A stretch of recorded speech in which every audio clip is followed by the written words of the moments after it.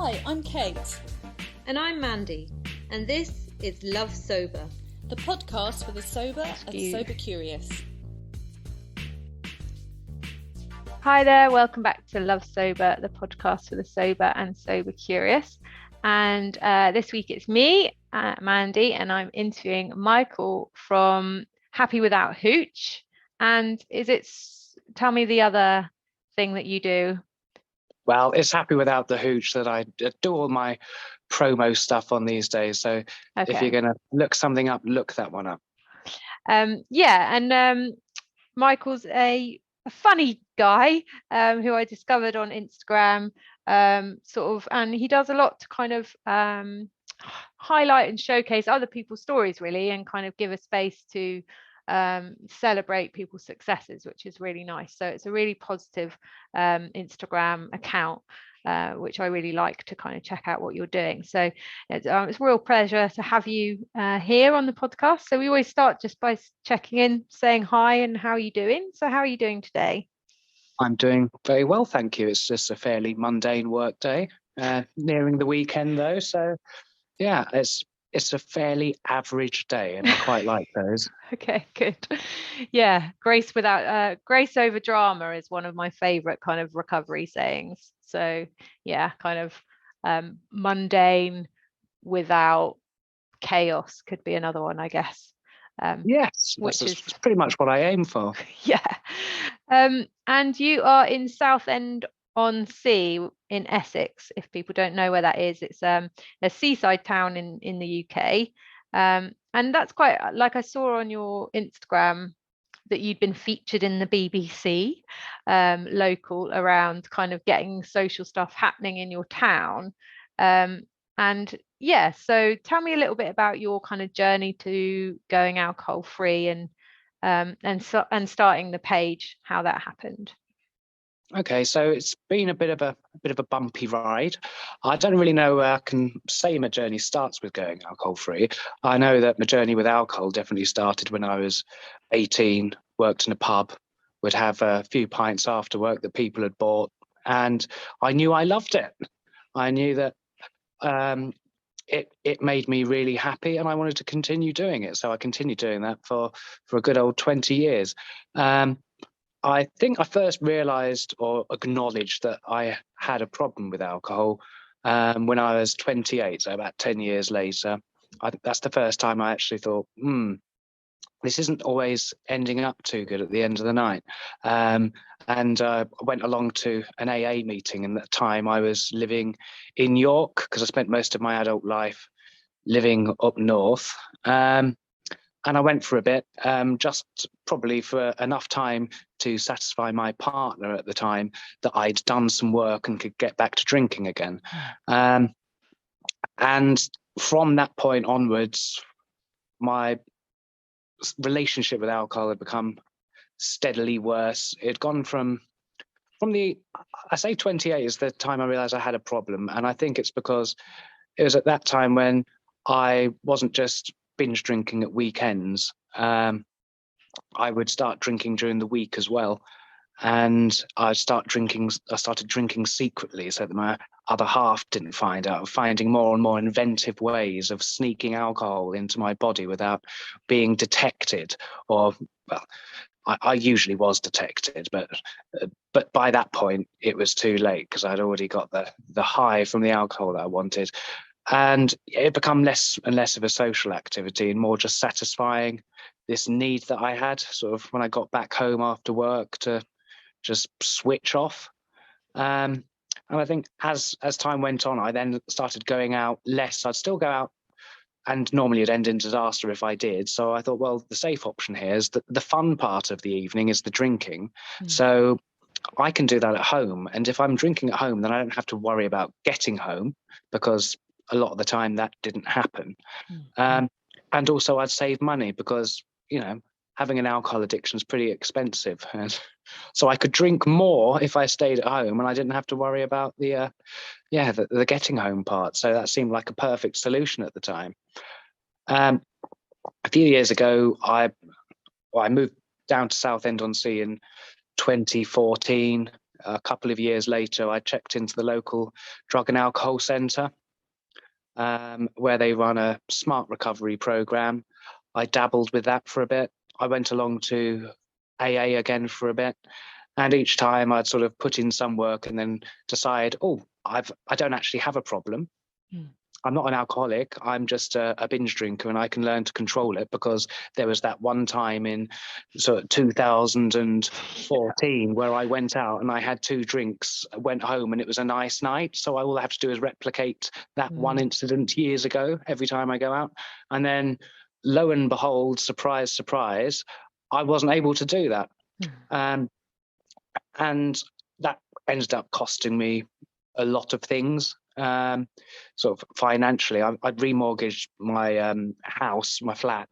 So I needed some works done to it. I needed all new windows, and I needed a new fire escape down into my little garden. And so I got 15 grand. And I didn't get any of the house repairs done. But I did buy a lot of alcohol.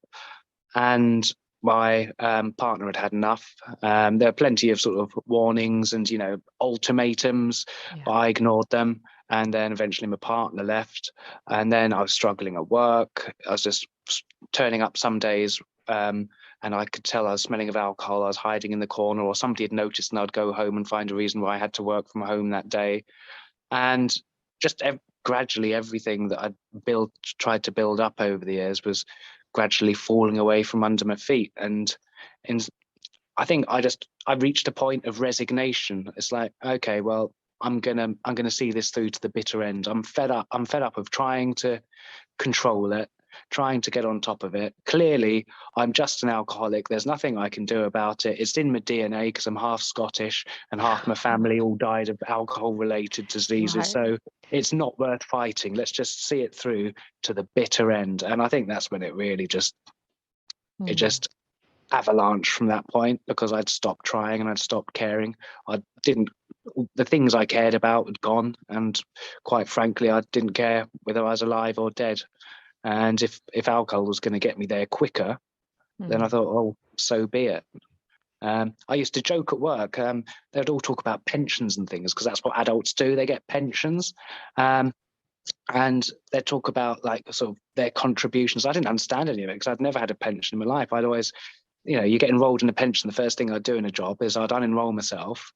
So I'd have an extra sort of 200 quid a month for my booze. I'd say, well, that's important money for booze and fags, and that will make sure that I don't get to pensionable age. Therefore, I don't have to worry about not having a pension. It was like my little, as to say, it was my guarantee that I wouldn't have to worry about being in poverty in my old age, because I wouldn't get there. And I think I had a couple of really low points. Towards the end, the depression was really kicking in. And I think I was drinking because I was depressed, and then I was depressed because I was drinking. And I would often go to a really dark place, and at the end of a drinking session or the next morning when I woke up, I'd like overdose on meds that I had. I've been in the hospital a few times from overdosing on meds. I would often feel really suicidal, but didn't really have the guts, let's say, to see it through. And so I'd sort of be in the kitchen with a kitchen knife thinking, I could just finish it all now, not pluck up the courage and then go to bed with the kitchen knife under my pillow. And this was a routine thing, and this should have been a red flag. And I was thinking, well, if I wake up in the middle of the night and feeling a bit more courageous, and it's just at hand, I can just do it there and then.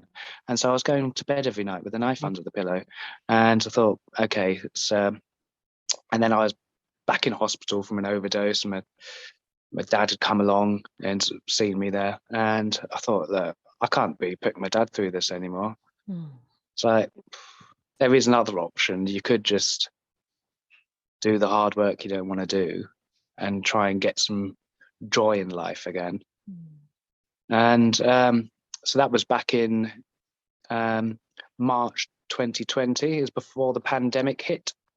And so I decided after a really disastrous night where, it was actually 2 days solid of drinking neat vodka and taking drugs and lying in the middle of the road waiting for a sort of lorry to come along, that I decided, no, I'm going to try and make a bit of a change here, because this is no way to live.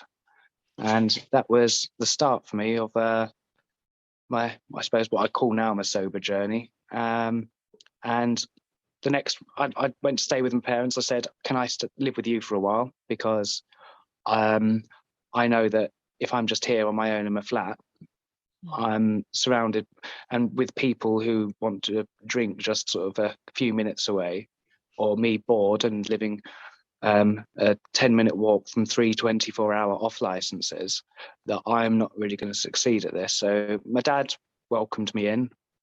I found out he wasn't too keen on the idea subsequently. And then a week later, we were in lockdown. Right, wilder. And so I ended up staying for 3 months because I didn't want to be locked down on my own, definitely not. And then I went back home. I started working again because I'd been out of work for this period. I'd been suspended, and that was alcohol related. But I kept my job and I went back to work.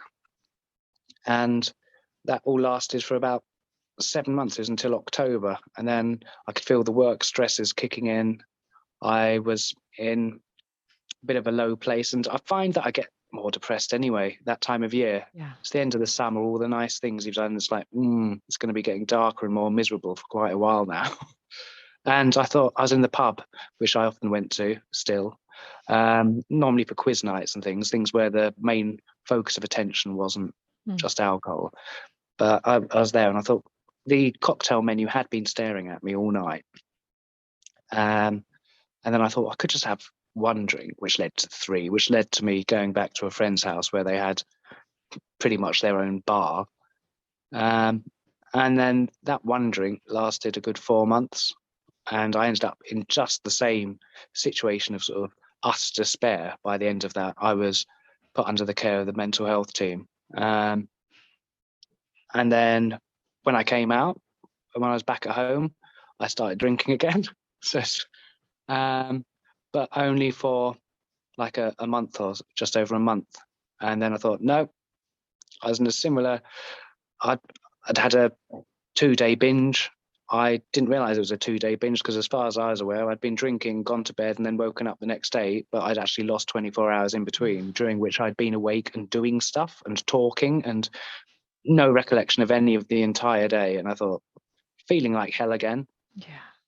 Thought it's time to start again. And that was on the 17th of February, 2021. So just over a year ago. Yay! Congratulations. Thank you very much. We share at my sober date's the 17th as well, 17th of August. Okay. So yeah, we're like, yeah, I love it when it's when I see it's the 17th, just have that little check-in with myself.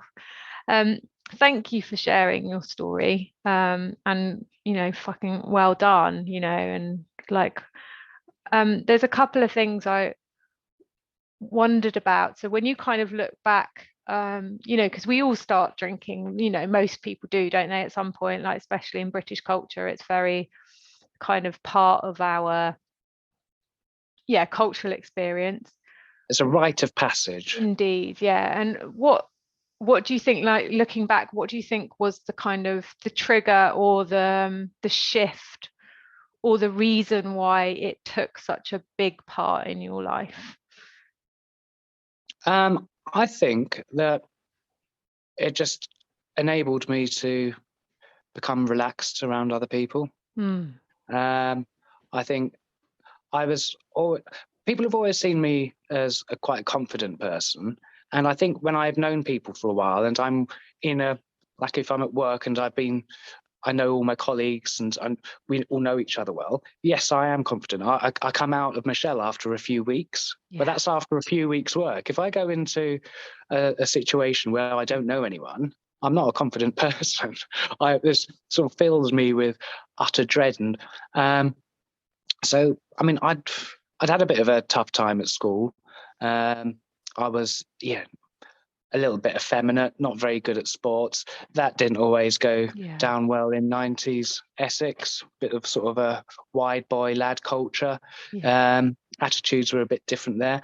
And I was always had this sort of preoccupation that, oh God, someone's going to a pub, someone here is not going to like me. That might end up in a bit of unwanted attention, even like either teasing. I've been sort of chased down the street, someone trying to punch me, and those are the sorts of situations that I was quite keen to avoid. And alcohol, I felt, made me fit in a bit more, but it also made me give less of a shit about what other people thought of me. I'd just be myself. And it's also, I would never go up to a stranger and start speaking to them without alcohol. I mean, you don't do that. Yeah. Whereas that's one of the things alcohol enables you to do. So it made me relax in other people's company. And then when I was 19, I moved up to Manchester. And I spent a lot of time on Canal Street, and I was working there as a cocktail waiter, the world's worst cocktail waiter. And it enabled me, again, to talk to strangers. And it's like, if I wasn't drinking, there's no way I'd talk to strangers. And therefore, there was no way I'd meet a special someone, or at that age, there's no way I was going to get laid unless I had a few drinks, because I'm just going to be hiding in the corner and not speaking to anyone. So that was my passport to a good time, let's say. And everybody else was doing it. And it's just what young people do. Yeah. And I think why it's important to kind of ask that question, because I think so many people that listen or like are questioning their relationship with alcohol, there's always that kind of question of like, why me, and especially when you're like, oh, that I certainly had like this very strong narrative that it was normal to drink. So to be a normal person, I should be able to handle my alcohol. So it was like, however much, whenever I like stopped for a while, because things got too bad, it was like, right, I need to be able to moderate and model normal behavior with alcohol, because then I'll be a normal person.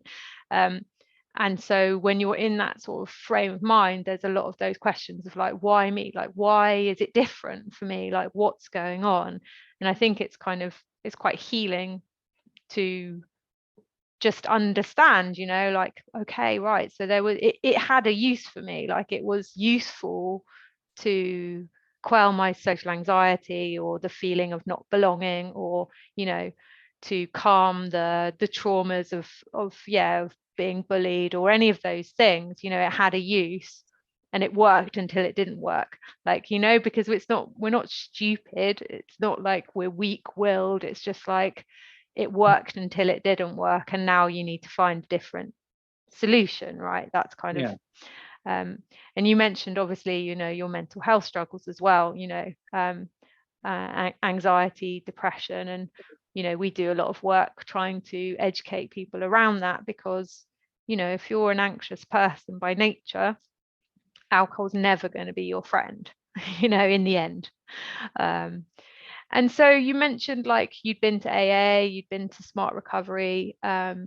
What kind of helped you this final time to kind of make it, to make that change again? What support did you get?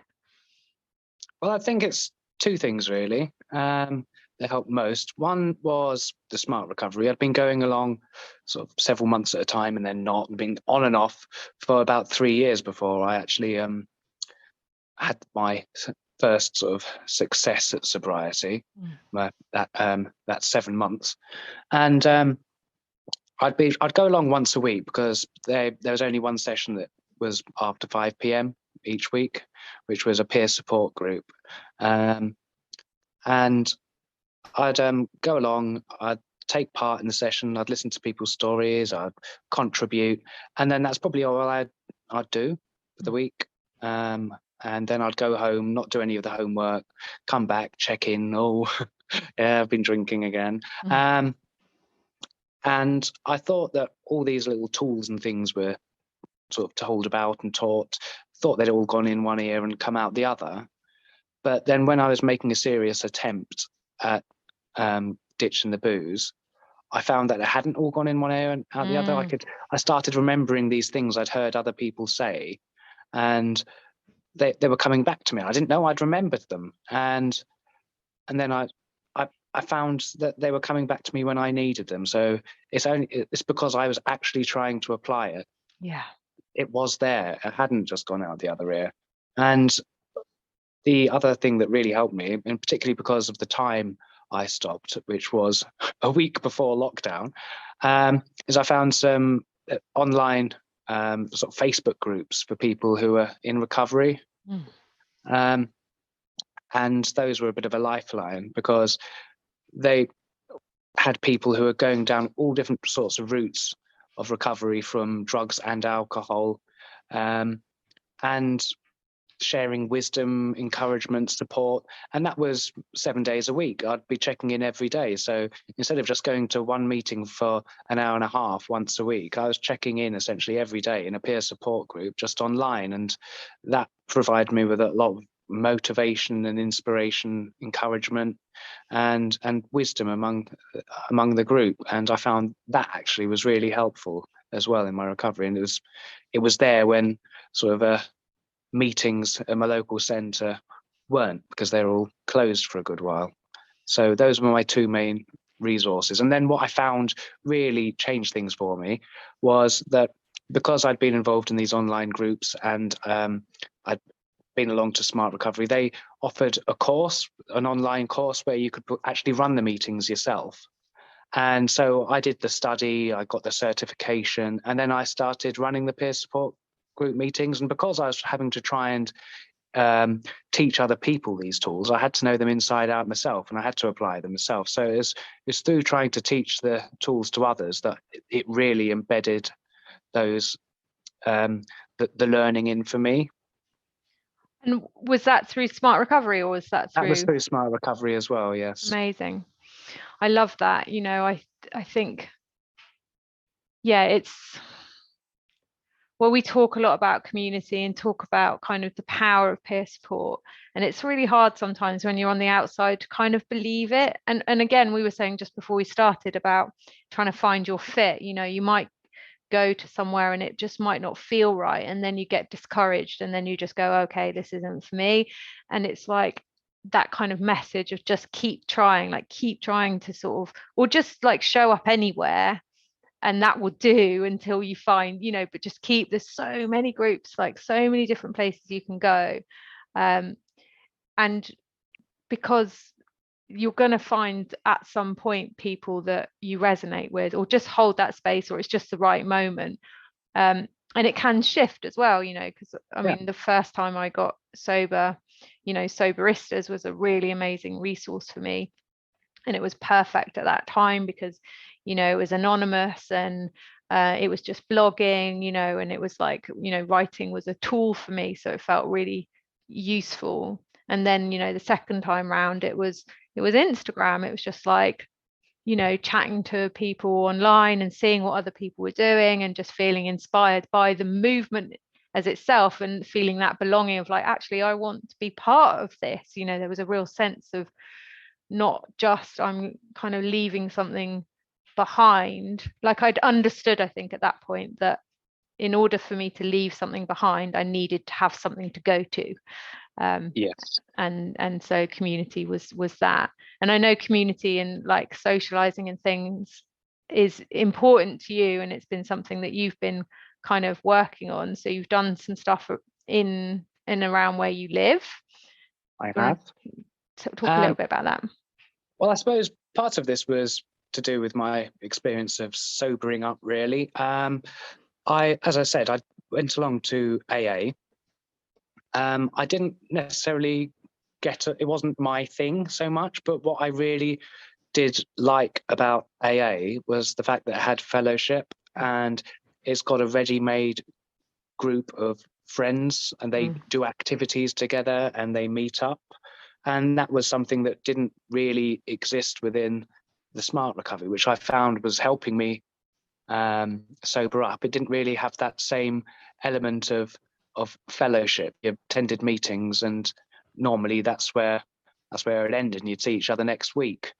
And after I had some sort of success at sobering up, the way I explain it now is the first 3 months of sobriety for me was all about taking stuff away. It was I was taking away places. I was taking away particular friends who were really just drinking friends. I'd taken away certain behavior. I stripped myself bare, and I felt, well, what is there now? And I've got to start adding stuff. I don't want to be I don't want to be just sitting at home every night and at the weekends watching Netflix series and not seeing anyone, becoming some sort of recluse. There's got to be another way of doing this. But I don't. Neither did I want to be going to sort of chilly, drafty Quaker meeting rooms several times a week for the rest of my life. I'm not. That's not meant to be disparaging, but that's how I viewed things at the time. It's like I can't. I had quite an active, albeit disastrous, social life before, and I don't feel like I can substitute that for meetings where people just talk about drink, and it's disasters for God knows how long, for the how many years. So I thought I want to build a social life, and I went into a local Facebook group, a Southend-based one. It wasn't to do with alcohol or sobriety, and I was saying how I ditched the booze, and I found that my social options were limited because, like, the latest cafe that was open till 6, and then the only places for socializing were, well, there's the cinema, but essentially you sit in silence in a room. There's not much socializing going on, or there's the pubs or restaurants, and they're all very much based around alcohol. So I wanted to see if anybody else would be interested in socializing, like if I could find a venue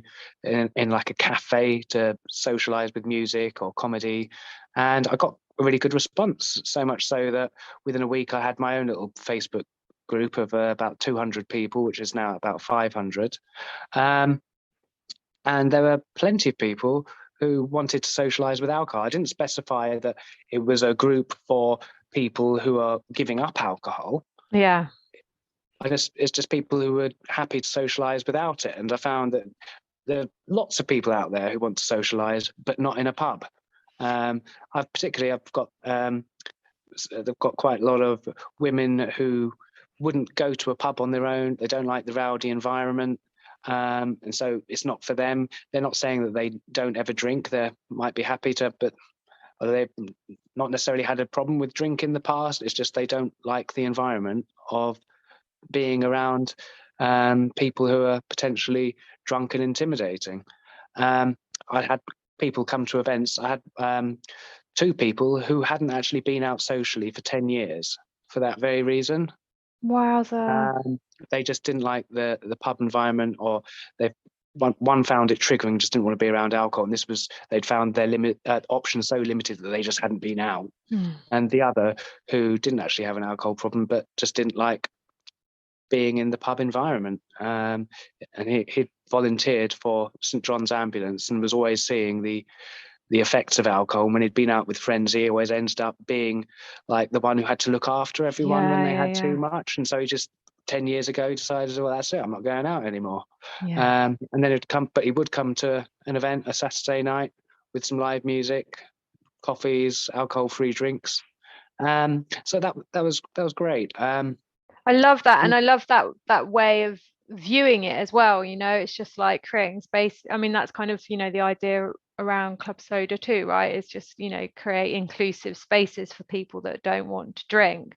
But I was reading on the article from the BBC about one of the musicians that said that it was just such a kind of lovely experience because people actually just wanted to listen to the music, and as a musician found it a very positive experience, which I thought was really just to see it on the other side, that actually there's people that are performers or comedians or whatever, and how alcohol can detract from the wonderful side of being with other people. Amazing. And so you got 500 kind of people in and around your local area, which is just in the Facebook group. In terms of events, we don't get 500 people turning up to events, no, but a lot of those will only ever they just want people to connect with online, as in like a support group, and that's fine. I've stopped doing sort of running my own events so much now. Couple of reasons. At the time when I set it up, I had a lot of spare time because I wasn't working, and now like work is really busy, and so I've been using a venue. I'd had to get all my each time have to get all the drinks there, sell them, then take it all back to a storage unit, and I just couldn't. I don't have the time to dedicate to that now. But what I found was that at the same time when I started running these events, there's a cafe locally who then wanted to get on board and started putting on occasional events once or twice a month.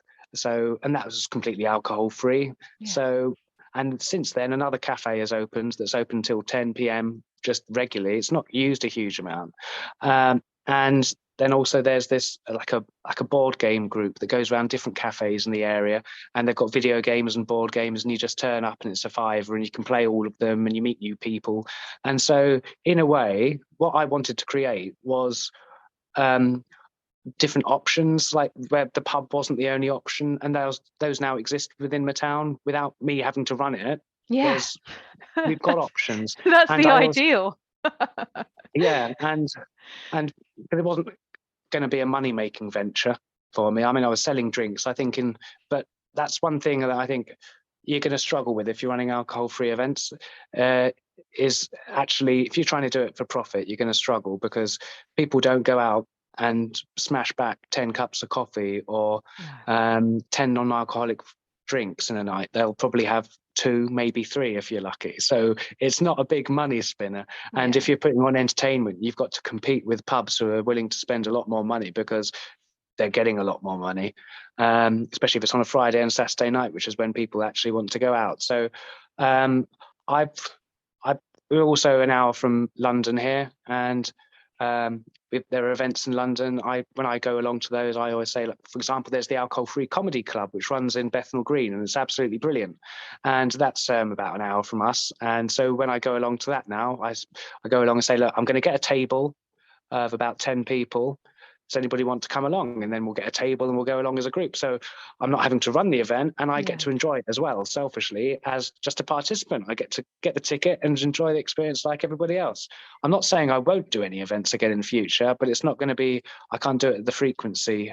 And I haven't got my own venue really. So I think that's and again it's when you start looking at things at a more sort of systemic level, and the support systems that are there, because that's part of the issue. The same for us, doing events. It's like we did one event and it turned a profit. We did another event and it didn't, and all of that was about the venue costs. It's just so expensive to hire a place. So it's like trying to find, but again, it's like those venues need support, from the government or whatever, to know that these are important things, and useful things, to provide spaces, and well, let's not talk politics, but it's been incredibly underfunded in the last I think there's a need for it. Yeah.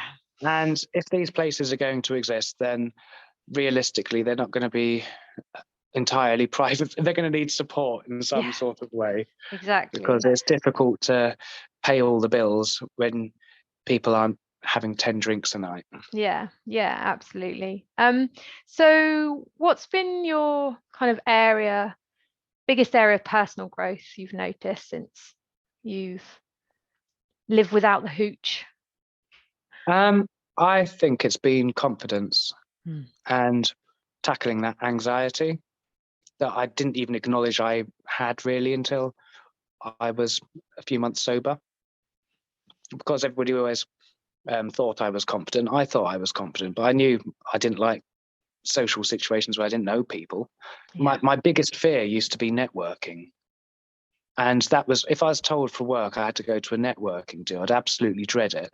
A, because I wouldn't know anyone there and you have to be professional all the time. And B, because I knew that there'd be drink there and I would use that. And I described networking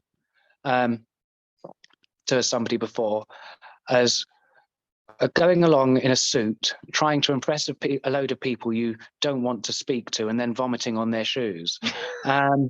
And that was partly because that was my experience of it. I think one of my first networking days was I was working in Liverpool, and I was invited along to the Liverpool City Council Capital of Culture Bash. And I went along, and it was a free bar. I don't remember much of it, but I got talking to the leader of the city, leader of the council for Liverpool, and I was sick on his shoes. And my boss had to take me home on the train with a carrier bag in front of me. Luckily for me at the time, the leader of the council was also very inebriated, and he didn't remember said incident because he came into our office the next day and he had no recollection of it. So I got away with that one. I won't give an indication of the year. I don't want to embarrass anyone. That really set the template for me for networking dues. So I'd either drink at all a lot and make an idiot of myself, or what I just tried to do was do the bare minimum, maybe avoid the drink, stay for as little time as I could get away with, collect a couple of business cards and then dash, and just avoid the whole awful experience. Yeah, it's so true, isn't it? It's like the Christmas party trigger, it's like, God. And wedding. Oh God. The Christmas party, I'd embarrass myself at one of those. Me too. After that, I would volunteer as the nominated driver. Everybody would think I was a hero. But it was just a way of me self-sabotaging. It backfired one year because other than the Christmas party, I'd been out to work socials and got extremely drunk and embarrassed myself. And then one year I volunteered to be the nominated driver again at the Christmas party. And I'd been dreading it for weeks. I went along and I was going from table to table, talking to everyone, and I had an amazing time. Such an amazing time, though, that I was all giggly and being silly. And then rumour spread that I'd been drinking.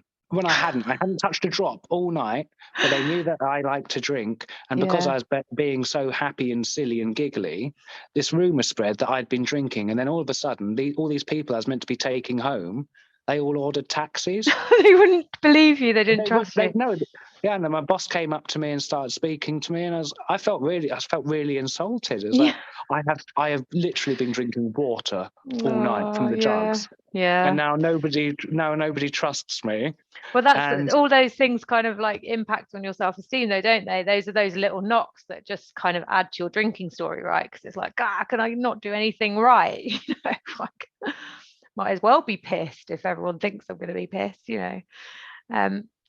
And tell me, so around this concept of confidence, it's quite interesting then that now part of your kind of sober toolkit is doing comedy, like stand-up comedy, which is probably the most terrifying thing to do. And there's quite a funny story about how you kind of ended up doing it. So tell me a little bit about that. That all goes back to business networking. So I went along to what was meant to be a networking night, and it was a place called Caddy's, and it was in what's normally their comedy club room. So I went along to the networking night, and I turned up, and I know the guy who runs it, and I looked inside, and I was like, this doesn't look like it's networking. Am I like, you haven't got a ticket, Mike? I was thinking, I didn't realize it was a ticketed event. And then it transpired that I turned up a week early. I turned up at the right day and time, just a week early. So instead of networking, it was an improvised comedy night. So I thought, I've come here now. So I just bought the ticket and sat down. I really enjoyed it. And then on the way out, they're doing the little sales pitch for their upcoming improvised comedy course, which is a 10-week comedy course. And you end up doing a little showcase like the one I'd just seen. And I'd known this existed for ages, and I thought, there's no way on God's green earth I'm going to be going up on stage any time in my life and trying to be sort of spontaneously funny. That's just not going to happen. And I thought that's probably why I should do it. Yeah. So in my drinking days, I thought, no, I'm not going to do that. And if I did that, I'd probably be really drunk by the time I got on stage because I'd have been drinking to overcome the nerves. So I thought, no, you've got to start. You can't keep on putting things off because of fear and anxiety for the rest of your life. Otherwise, you are going to be that person who's just sitting inside watching Netflix every night as everybody else has a great time. So I thought, no, I'm going to sign up for this. I'm not necessarily signing up for going up on stage at the end, but I'm gonna do the course. It's something to do. It's self-development, and it's facing your fears. And like, if you're going to be sober, you've got to face your fears. Otherwise, you're just not going to do anything. So I did the course. It came to the night when I was going to go on stage, and I looked around me, and other people who were going up for the first time, I saw them downing like pints of beer, and you could see they're sort of like really nervous, shaking a bit. And normally that would be me. And for some reason, I didn't feel any fear. I think one of the things that addiction had sort of taught me was that, well, I'd often made an idiot of myself without meaning to.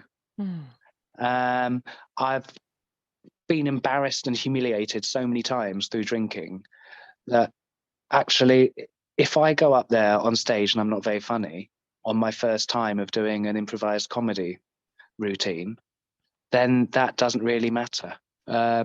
What matters is that I get up on that stage and I survive and I remember it all.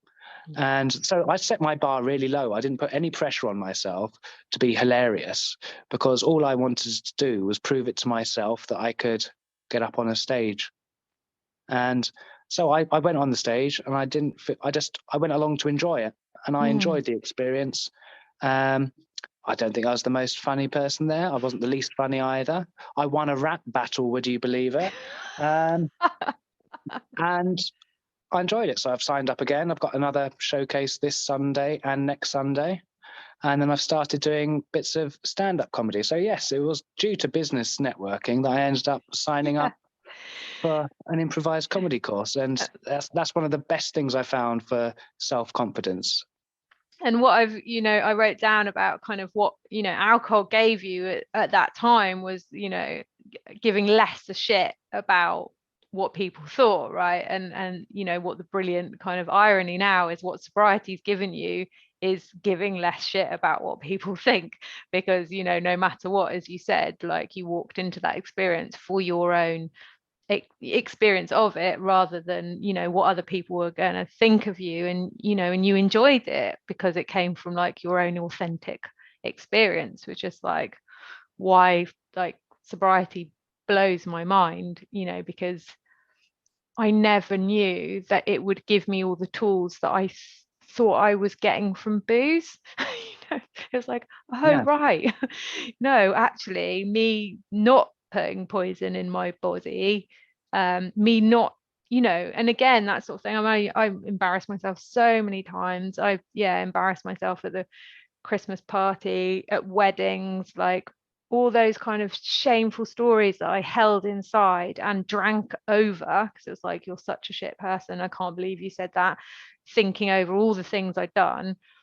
And then you can go into, I remember being at a wedding sober, seeing my ex-boyfriend and actually telling him what I thought of him, because he wasn't nice to me, and walking away from that going, I meant to say that. I'm not going to wake up tomorrow and go, oh my God, I can't believe I said that, because I wanted to, like, there was strength behind it, which just. And you remembered it.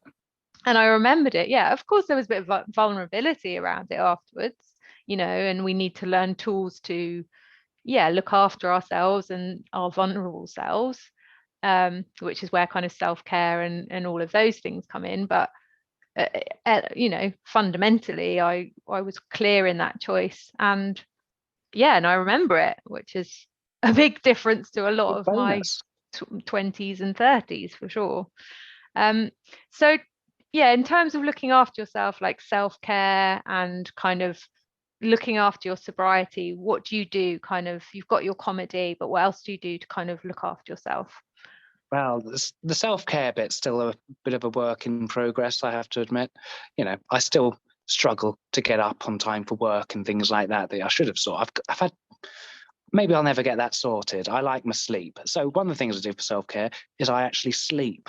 Yeah. So I used to, I don't know why, when I was in my drinking days, I'd stay up for as long as possible and just drink. And I dread sort of the idea of going to bed because I knew the next morning I'd be feeling rough. So I'd just delay the next morning by staying up later and making it all worse. I'd go to bed sometimes by like midnight. There've been times when I've been to bed at 10. I was going to say midnight, you I know. crazy kid. Like 10 o'clock is like, game over. Midnight's sort of like the normal now, between midnight and 1. But it used to be between 2 and 3, drinking sort of neat vodka or whiskey. I used to mix it up a bit. Variety is the spice of life. So I do that. I've not really got onto the exercise bandwagon. I've dabbled with it every now and then. It doesn't stick. Yeah. I like the odd gong bath. I've opened up my mind there. I did in my earlier days. I kept on seeing these sober people were doing gong baths. And I thought, what the hell is that? That sounds like the biggest load of hippie shit I've ever heard. And then I looked into it. There's no bathing involved. I know, yeah. There's no bathing. It's a form of, you get to do yoga, which I quite like, because it's beneficial to touch your toes and loosen up a bit. The meditation, and then just it's really relaxing. Somebody hitting a gong, playing these other instruments, and I love it. So I'm trying to do at least one of those a month. There's so many things I want to do, but I could spend more money on that than I used to on the booze if I did everything I wanted. So what's in your kind of, like, when you imagine you, like, I don't know, a little bit further down this journey, what are the things that you want to be doing as your kind of sober self? If I can sort of, pretend that money's not a problem. I see myself sort of living in a little cottage away from people in the Welsh countryside. I've got my chickens. Nice. I used to keep chickens. I do miss them. I've got my sheep. I used to have some of those, and my veg patch. And I'd go along to social events, but when they're done, I can drive away to the middle of nowhere. I've got my trees. I can go for long walks in the woods, up the mountains. I just love nature and countryside, which I don't have a huge amount of around here. So, I used to, when I lived in Yorkshire, I could travel any direction for 45 minutes to an hour and I'd be somewhere absolutely stunning in a national park. If I drive 45 minutes to an hour from Southend, I'm just about on the M25, which is the beginning of the journey to somewhere nice. And the kind of worst bit of the journey as well.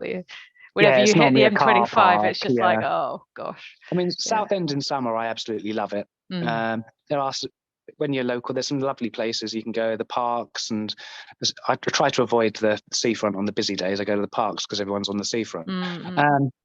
In the winter, it can be a little bit depressing because the whole seafront is closed, but that's also nice. It means you've got it to yourself as well. If you don't mind walking in the rain at 2 degrees centigrade. But no, I'm a bit of a hippie at heart, and I love the countryside. I grew up in a little village, and I'm not made for the hustle and bustle of the city anymore. So that's what I'd like to be doing. I still want an active social life. I still want to visit people and go to sort of comedy and arts and events, but I do see myself being somewhere a little bit more relaxing. And you said there's lots of things you'd like to try. So what's on your kind of sober wish list of activities? Oh, activities. Well, I want to definitely continue the comedy. Writing. I sort of obviously have to write for my Instagram page, and I've started doing a bit more writing for fun. Writing's one of those things where I've always done it for work, and then that's it. It's taken the joy out of writing for me, because the last thing, when I sort of work in public relations, I trained as a reporter, and so I've never really done much writing for pleasure. It's all just been for a particular purpose, maybe sort of telling people about their recycling collections or something exciting like that. So I want to do more of the writing. I would like to do a bit more traveling when it's allowed. And actually see places other than just the bars in those cities. Like to do, actually get to know local people when I go there. A lot of the time, holidays have been pretty much the same sort of formula. I'd go to a place, do a bit of sightseeing during the day, hit the pub, hit the bar. And I think next time I go somewhere, I'd like to do something a little bit different from that. I mean, I still love camping and getting out into nature. The ultimate holiday is still under canvas and then taking a mountain. But there's just so much more to see when you're not drinking, making the most of days as opposed to, filling the days with stuff until you get to nighttime. So that's when the fun can begin. Yeah, and I love that. And it's such a kind of inspirational message, for people that are listening who are still kind of questioning if they can or if they want to go sober or if it's possible, or how will life look like, and I remember because there are those big things you think about, like, holidays. It's like, how can I possibly be sober on holiday? But then when you can flip your thinking and just be like, I get to have the days, like I get to have a full experience and I get rested. I mean, I remember my first time I went back to, because I live in France and my parents-in-law have got a house in Brittany, and so we go every year, so I've got a lot of holiday experiences of being there, and my father-in-law, it's aperitif for lunch, it's aperitif for dinner, you can basically drink all day every day, quite without many people questioning it. And then, I remember sort of being there the first time and getting up really early and no one else was up, and I just went down to the beach by myself, not knowing at that time of year that it was actually low tide at that time, like seeing the whole beach, and just like I had my kids with me, and and then I just sat and read my book and just had such a sort of fulfilling day. Went and saw stuff, been going to the same place in Brittany for, I don't know, like 20 years, and like went on day trips and saw different areas, and then and just like had dinner and read my book and went to bed and didn't feel bad about myself. It's like, how did I not know that was a better solution for me than that like consistent kind of disappointment in myself, and then waking up at 4 a.m, and not being able to sleep again, and then being grumpy with the kids and all of that stuff. So yeah, thank you for just highlighting that, because it's so nice to sort of share that. I'm conscious of time because I know you've got things to do, and so I'm not going to keep you too much longer, but we always finish with your tip of the day and your reason to love being sober. But I know before that we talked about this, that you're actually doing a trip with We Are Lucid. We Love Lucid, yeah. Yeah. So do you want to... That's fresh off the press. So talking about holidays, We Love Lucid, if you don't know it, check it out. It's a small company that provides alcohol-free holidays. So if you are worried about what you can do without alcohol on a holiday, well, I'm going to be going on a trip with We Love Lucid, and it's all about me. It's not. it's a trip with me, and I spoke to Lauren, who runs it, and we went through what sort of things we could do on the holiday. So it's going to be sort of a long weekender, like a Thursday till Sunday in Edinburgh, the capital of comedy itself, in October. From the 20th of October, and it's going to encompass some great comedy, some great food, so your haggis, your neeps and tatties. You're going to try some brilliant alcohol-free drinks by Ferragaya, but this is what I'm looking forward to the most. But we're going to do a crash course in bagpiping. And that is something I've always wanted to try, because as you probably guessed from my accent, I am actually Scottish. Yeah. Well, half Scottish. Mum was Scottish, all her side of the family Dundee, and I feel like I should be able to play the bagpipes, and I can't, so I'm going to rectify that one. I imagine it's actually quite hard. I imagine it is. I mean, I can play the recorder. How much different can it be? And I think there's some kind of coordination between, pressing the bag and the kind of that's squeezing the drone, and that's the But yeah, I intend to get a good sort of da da da da da da. I don't know how long this crash course is, but I'm hoping to be signed up by some sort of bagpiping troupe by the end of it. Yeah. I'm going to discover my tartan, because my mum's surname was McPherson. I did have the option when my parents separated of being a McPherson. So I've got to find the McPherson tartan. I think I need to get the kilt. I'm going to do all the cultural appropriation. Yeah.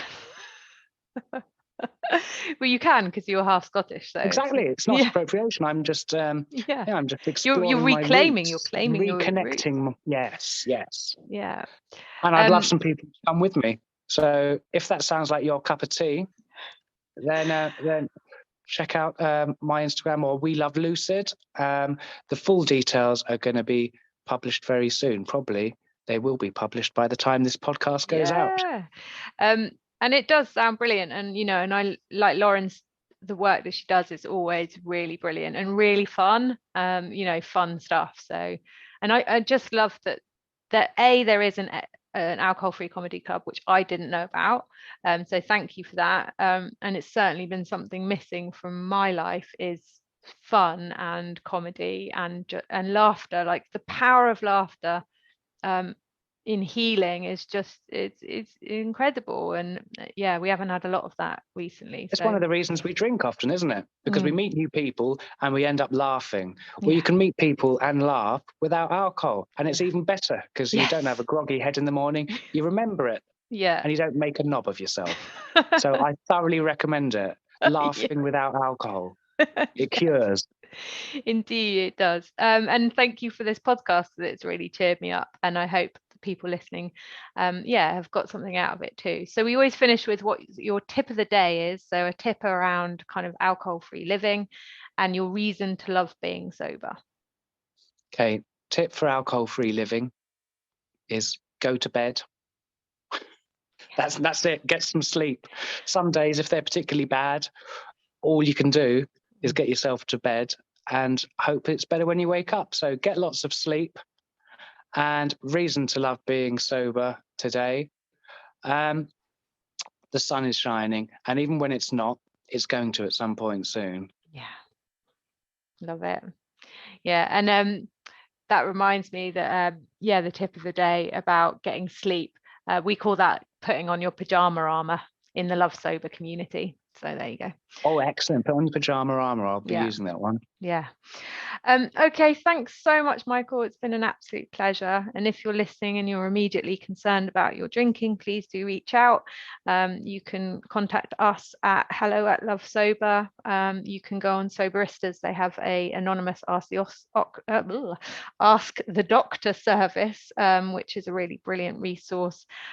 Reach out to Michael at, we'll put all your details bit below, but what's your handle on Instagram? Happy Without the Hooch.